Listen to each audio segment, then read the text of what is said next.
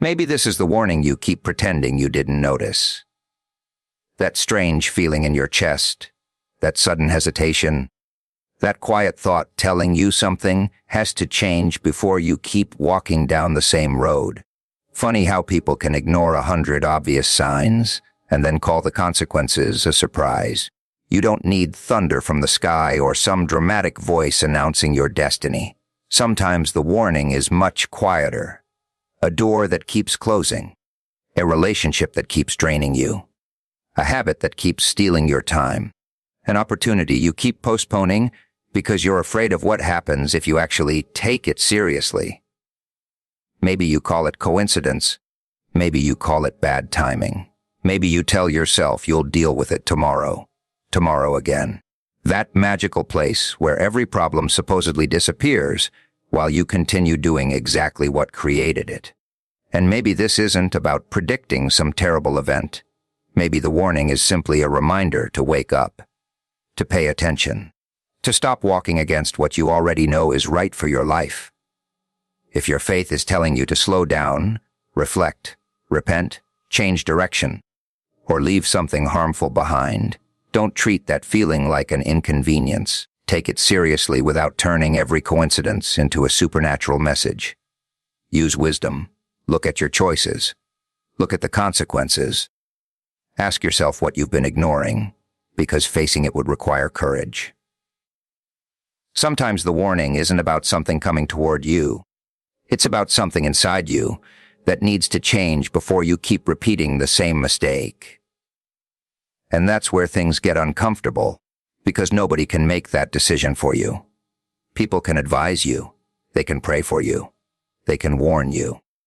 But eventually you're the one who has to put the phone down, walk away from the distraction, tell the truth, repair what you damaged, change the habit, or finally admit that the path you're on isn't taking you where you claimed you wanted to go, while the voice you've been trying so hard to ignore keeps becoming harder to silence, because somewhere underneath all the noise, you already know there is something you need to face before you take another step.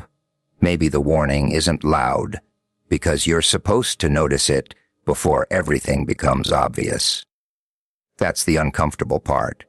Sometimes life doesn't send you a giant red sign saying, "Turn around immediately." Sometimes it gives you a pattern, the same problem appearing again. The same feeling after the same decision. The same person crossing the same boundary. The same habit stealing the same hours. And somehow you keep calling it coincidence, because admitting the pattern would mean admitting that something has to change. Funny how convenient denial can be. It lets you stay comfortable while pretending you're confused. But eventually you have to stop asking why the same consequences keep following the same choices. Look at what keeps repeating. Look at what leaves you drained every time. Look at what makes you feel smaller, distracted, dishonest, or disconnected from the person you claim you want to become. That's information. It doesn't automatically mean something supernatural is happening, and it doesn't mean every bad day is some divine warning. Be careful with that. Not every coincidence is a message. Not every obstacle is punishment. Sometimes life is simply life. But when a pattern keeps appearing and your own conscience keeps telling you that something isn't right, ignoring it forever isn't wisdom. It's avoidance wearing a respectable outfit. Maybe you've been ignoring a habit because changing it would be inconvenient. Maybe you've been staying somewhere because leaving would force you to admit that you invested too much time in the wrong direction. Maybe you've been postponing an important decision because uncertainty feels scarier than staying miserable. That's how people get trapped.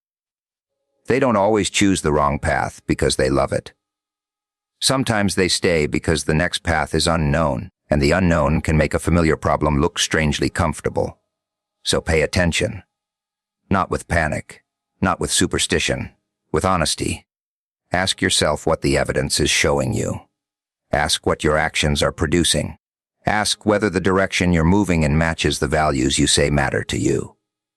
If your faith is important to you, take time to pray, reflect, seek wise counsel, and examine your intentions instead of chasing dramatic signs. Sometimes spiritual growth isn't about receiving some spectacular message from the sky. Sometimes it's about finally listening to the truth you've been avoiding in ordinary life. You already know certain things need attention. You know where you've been careless. You know which apologies are overdue. You know which distractions have become addictions to comfort. You know which promises to yourself you've broken repeatedly. And you know that eventually consequences become more expensive than change. That's why awareness matters. A warning doesn't have to terrify you. It can wake you up. It can give you a chance to correct your direction before the mistake becomes a lifestyle. You don't need to wait until everything collapses before taking responsibility. You can notice the crack while the wall is still standing. You can change the habit while it's still small. You can leave the wrong direction before you've traveled another 100 miles. While the quiet signs around you continue asking one uncomfortable question, are you finally willing to pay attention to what your own choices have been trying to tell you? There comes a point when you have to admit that the problem isn't the warning anymore. It's your attachment to the thing that keeps hurting you. You already know what happens. You make the same choice, experience the same consequence, promise yourself you'll never repeat it. And then somehow you find yourself standing in the exact same place wondering how you got there. Incredible. It's like touching the same hot stove every morning and blaming the stove for having a memory. The truth is, some patterns don't disappear because you understand them. They disappear when you finally stop participating in them. Maybe it's the habit that steals your time every night. Maybe it's the person you keep allowing back into your life, even though nothing has changed. Maybe it's the constant need for approval that makes you say yes when every part of you wants to say no. Maybe it's procrastination, anger, jealousy, comparison, or the endless search for distraction whenever something becomes uncomfortable. Whatever it is, awareness is only the beginning. You have to recognize what the pattern is costing you. Not just today. Look further. What happens if you continue this for another year, another 5 years? That's the question most people avoid because it's uncomfortable to imagine the future version of themselves living with today's choices multiplied by time. A small habit can become a lifestyle when nobody interrupts it. A small compromise can become a character pattern when you repeat it often enough. That's why change sometimes requires an uncomfortable decision. You may have to disappoint someone. You may have to leave a familiar environment. You may have to admit you were wrong. You may have to apologize without knowing whether the other person will forgive you. You may have to delete the distraction, change the routine, stop spending money you don't have, or finally take responsibility for something you've blamed on everyone else. None of that feels glamorous, but neither does regret. And regret has a strange way of becoming heavier when you realize you had opportunities to change, but kept choosing the familiar. That doesn't mean you should live in fear of making mistakes. You're going to make mistakes. Everyone does. The goal isn't to become someone who never chooses badly. The goal is to become someone who learns quickly enough not to keep choosing the same bad pattern indefinitely. If your faith is important to you, this is where reflection becomes meaningful. Ask for guidance, but also be willing to act on what you already understand. Prayer shouldn't become another way to postpone responsibility. You can pray for strength and then take the difficult step. You can ask for clarity and then examine your behavior honestly. You can seek forgiveness and then make a genuine effort to change what needs changing. Faith and action don't have to fight each other. Sometimes the answer you've been asking for requires you to participate in your own transformation. And when you finally stop feeding the pattern, something changes. The problem may not disappear instantly, but your relationship with it changes. The temptation becomes easier to recognize. The boundary becomes easier to defend. The decision becomes easier because you've already experienced the cost of staying the same. You stop romanticizing what repeatedly hurts you. You stop calling chaos passion. You stop calling avoidance patience. You stop calling fear wisdom. You start seeing things more clearly, and that clarity gives you the courage to make a different choice the next time the familiar pattern comes knocking, because eventually you realize that the warning was never meant to terrify you into obedience. It was an opportunity to wake you up before the same choices create another chapter you later wish you had the courage to rewrite. Faith can give you direction, but wisdom keeps you from turning every coincidence into a prophecy, and that's a distinction worth remembering. You don't need to wake up tomorrow and decide that every delayed message, every closed door, every strange conversation, or every unexpected event is some secret message designed specifically for you. That's not faith. That's your imagination wearing a dramatic costume. If you believe God is guiding your life, take that belief seriously, but take it seriously with humility, reflection, and wisdom. Sometimes guidance is quiet. Sometimes it looks like a conviction to correct your behavior, apologize to someone, leave a harmful situation, become more disciplined, or stop pretending that something is healthy when you already know it isn't. Sometimes the answer isn't some spectacular sign at all. Sometimes it's the uncomfortable truth sitting directly in front of you. That's why you have to learn how to separate spiritual reflection from fear. Fear wants everything to mean something immediately. Fear wants certainty. Fear wants to connect every random event into one giant story because uncertainty feels unbearable. Wisdom can sit with uncertainty. Wisdom can say, "I don't know yet." That's not weakness, that's maturity. If something feels significant, slow down before reacting. Pray if prayer is part of your faith. Reflect. Read. Seek counsel from people you trust. Look at the actual circumstances. Ask whether your interpretation is supported by reality or simply by anxiety. Because you can genuinely believe that God is guiding you, while still admitting that you don't automatically understand every event. That's a healthier kind of faith. It doesn't require you to panic every time something unexpected happens. It allows you to remain grounded while still paying attention. And sometimes what you discover during that reflection is surprisingly ordinary. Maybe you're exhausted because you've been neglecting yourself. Maybe you're unhappy because your choices don't match your values. Maybe you're restless because you've been avoiding a necessary conversation. Maybe you're asking for a sign when what you really need is the courage to make a decision you've already been considering. That's where wisdom becomes uncomfortable. It doesn't always give you a mysterious answer. Sometimes it gives you responsibility. You wanted a miracle, you got a task. You wanted certainty, you got a decision. You wanted someone else to tell you what to do. You got a conscience that keeps reminding you what you already know. And if your faith is meaningful to you, that doesn't have to be disappointing. Growth often requires participation. You can ask for guidance and still do the work. You can ask for strength and still take the difficult step. You can ask for forgiveness and still change the behavior that caused the problem.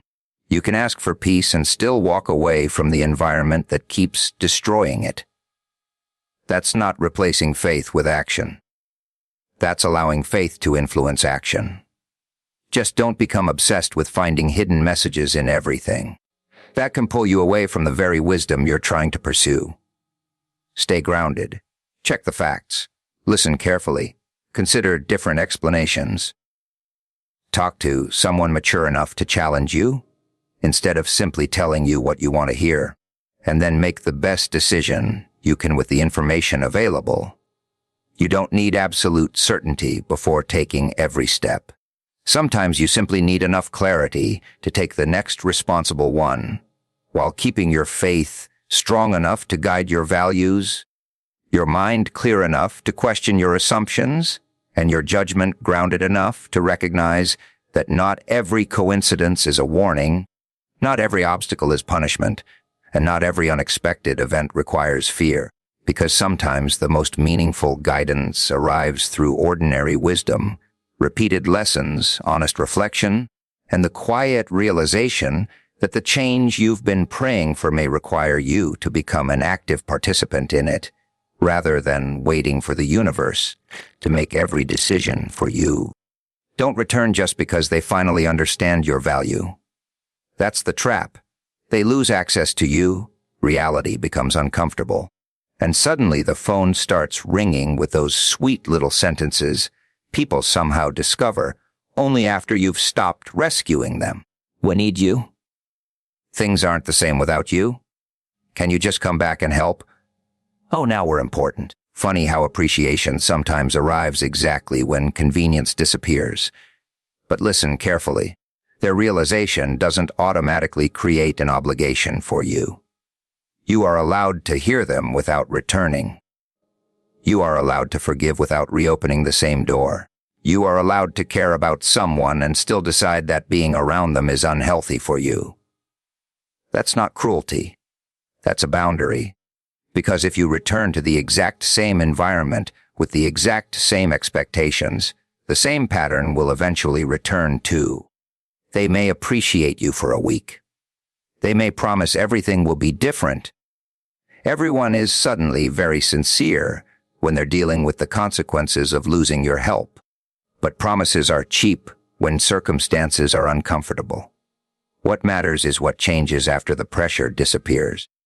Do they respect your time when they no longer desperately need something? Do they share responsibility when things are going well? Do they acknowledge your contribution without needing another crisis to remind them? Do they respect the boundaries you established? That's the evidence. Don't let temporary regret convince you that permanent change has happened. You don't need to punish anyone, either. That's another trap. If you spend your time waiting for them to suffer enough, you're still emotionally connected to the same situation. You're still checking the scoreboard. You're still wondering whether they finally understand. Let go of the scoreboard. Your victory isn't watching them struggle. Your victory is no longer needing to return to prove anything. You already learned what you needed to learn. You know what happens when you give too much without limits. You know how exhausting it is to become everyone's solution. You know how quickly people can confuse generosity with availability. So now you choose differently. You help when you genuinely want to help. You contribute where your effort is respected. You support people who also support you. You don't sacrifice your entire peace just because somebody calls your kindness a responsibility. And if they truly have changed, they won't need to pressure you into coming back. They'll understand your decision. They'll respect your distance. They'll show through consistent behavior that they learned something from losing your presence. Maybe someday you can reconnect in a healthier way. Maybe you won't. Either way, you don't need to force the outcome. Let time reveal what words cannot. That's what makes boundaries powerful. They don't require anger. They don't require revenge. They simply require consistency. You say what you will and won't accept. Then you actually live according to it. The people who benefit from your lack of boundaries may complain. Let them. Their discomfort doesn't automatically mean your boundary is wrong. Sometimes people are upset because the version of you they could easily access no longer exists. That's not your emergency. Keep moving. Keep rebuilding. Keep protecting the life you're creating. Because the moment you return solely because someone finally realized your value, you teach them that losing you was only temporary, and that eventually enough pressure will bring you back. But when you calmly maintain your decision, you teach a different lesson. Access to you is not guaranteed. Appreciation must be supported by action, and your presence is something people should value while they have it rather than something they can demand. After they have already shown you, they didn't know how to treat it properly, leaving you free to continue forward without carrying the responsibility of rescuing everyone who only discovered your importance after you stopped doing the rescuing for them. And now you get to do the one thing they probably never expected. Let reality deliver the lesson while you keep walking forward. don't need to chase them down with evidence. You don't need to remind them how many times you warned them. You don't need to stand there with a little victory speech saying, "I told you so." Honestly, that's exhausting and you've got better things to do. When people finally experience the consequences of taking you for granted, the lesson becomes much harder to ignore. They discover that the stability they enjoyed wasn't automatic. The problems didn't disappear by magic. The difficult conversations didn't solve themselves. The pressure didn't suddenly become lighter. You were simply carrying more than they realized, and once you stopped, reality became impossible to avoid. But here's where your mindset has to change. Don't turn their struggle into your identity. Don't spend your mornings checking whether they're falling apart. Don't become obsessed with watching the consequences unfold. That's still giving them your attention, and your attention is too expensive for that. You already gave enough. Now your job is to build. Build your confidence. Build your discipline. Build your peace. Build relationships where effort goes both ways. Build a life where you don't have to destroy yourself just to keep everyone else comfortable. That's the real victory. Not watching someone drown after they celebrated your exit, but realizing you no longer need to be the person standing in the water trying to save everyone who refused to learn how to swim. Let consequences do what consequences do. They don't need your anger. They don't need your supervision. They don't need your commentary. If someone ignored your warnings, they can learn from the result. If someone dismissed your contribution, they can experience your absence. If someone treated your kindness like an unlimited resource, they can discover what life looks like when that resource is no longer available. You don't have to make the lesson cruel. You simply have to stop interfering with it. And maybe that's uncomfortable because part of you still wants recognition. You want someone to finally admit that you were right. You want them to understand how much you sacrificed. You want them to say they should have treated you differently.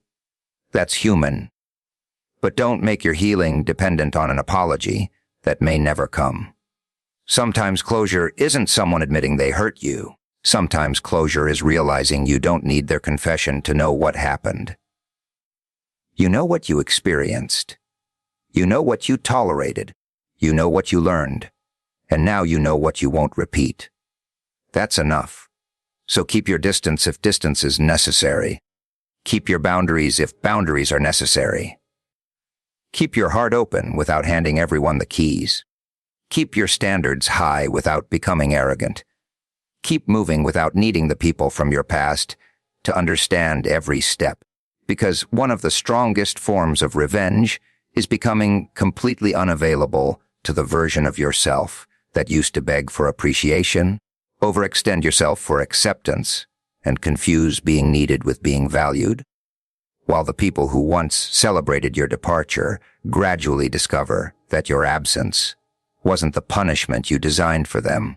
It was the freedom you finally gave yourself, and the lesson reality teaches them is simply something they have to carry while you continue building a life where your energy, your peace, and your presence are no longer treated as something people can take for granted and recover whenever they suddenly realize what they lost.